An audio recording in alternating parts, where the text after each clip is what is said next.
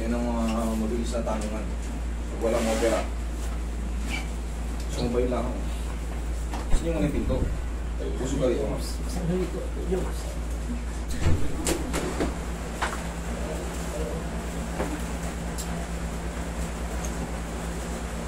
Pusit shoulder. Ano? Ayun ang nasoba. Ayun po. Ayun. Oo, gusto mo. Ayun na, lumabas na. Ayun na. Meron pa isa. Kailan pa to, ma'am? 3 months na po siguro. 3 months na? May baon kayo 10 kilo lang sa loob? May baon kayo 10 kilo lang sa loob? Medyo frozen shoulder to, oh. Sakit to. Sakto lang talaga, laban na naman, oh. Diabetic ba si nanay? Hindi kayo diabetic. Itawan nyo muna yung kapangyarihan nyo. Ayan.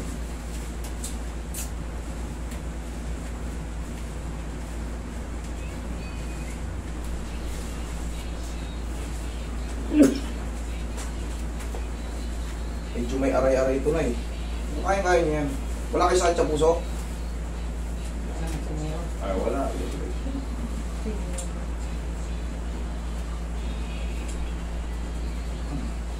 Sobrang sakit. Ganon talaga. Ang ibig sabihin dito, mami, ang tawag kasi, ang katawag, sana maintindihan nyo, ang katawagan kasi sa mga frozen shoulder, maaaring tendinitis, bursitis, yung subchromial bursitis, o yung adhesive capsulitis, yun ang mga masakit. Tapos, syempre, pag meron kayong adhesion, may inflammation. Pag may inflammation, may sakit. Kaya minsan, lintik ang kerot, di kayo makatulog.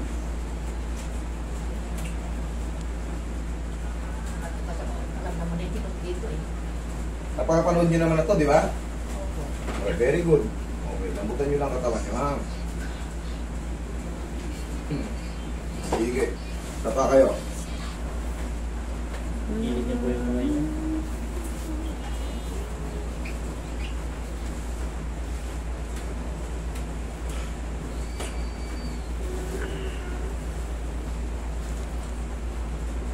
Okay, relax lang. Lambutan mo lang kamay mo. Tapa.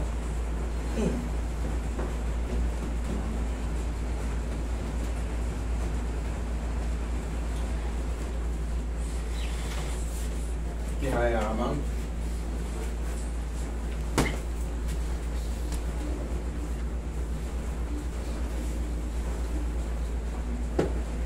Yung walang mga. Okay pa rin. Straight po. Straight po.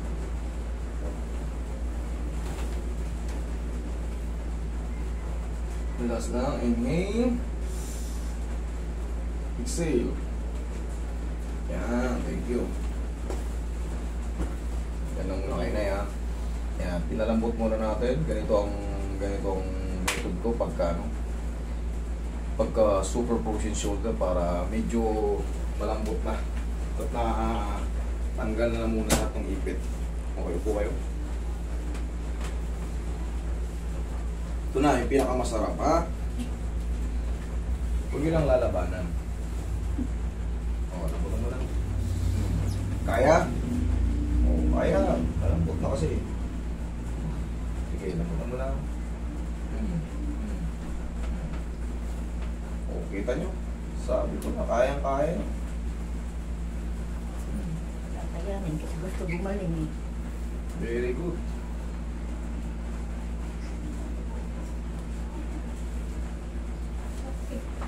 Kaya ba?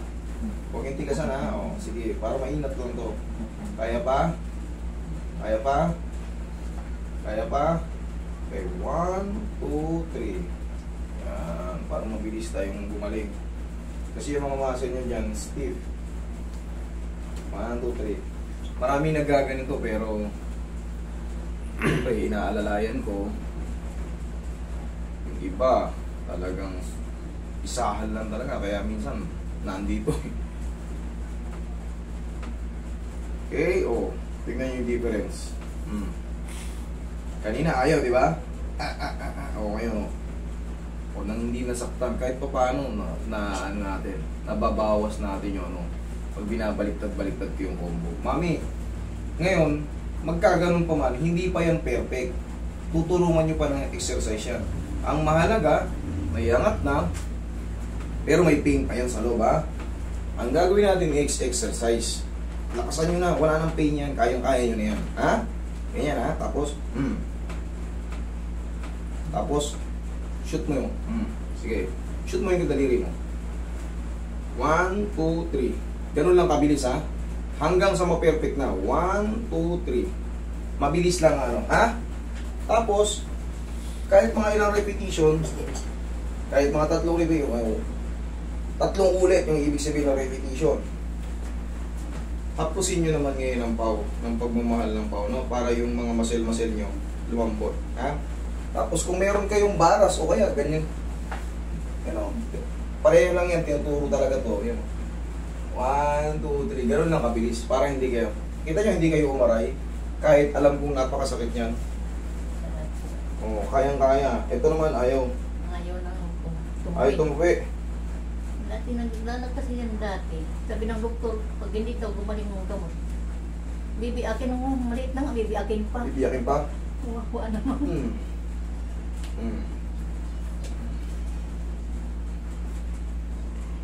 Eh, uupirahin ang tawag doon. Kaya nga po. Roy, penging pa, Roy. Ikiskisin mo lang yan. O, Rob. Wala akong narinig na aray, ah. Sige, Rob. Sige, Rob. Rob muna. Ganyan ang gagawin nyo sa araw-araw, ah. Pag-gising nyo sa umaga, di ba nakahiga pa kayo? Pero dilat na kayo. Kahit pa paano, kung pag-abang na tayo ng pera, gabang na tayo ng blessing ni Lord. Ganito, kailangan patamaan kasi yan, pagbago pa. Para lumambot din yung mga tendon dyan.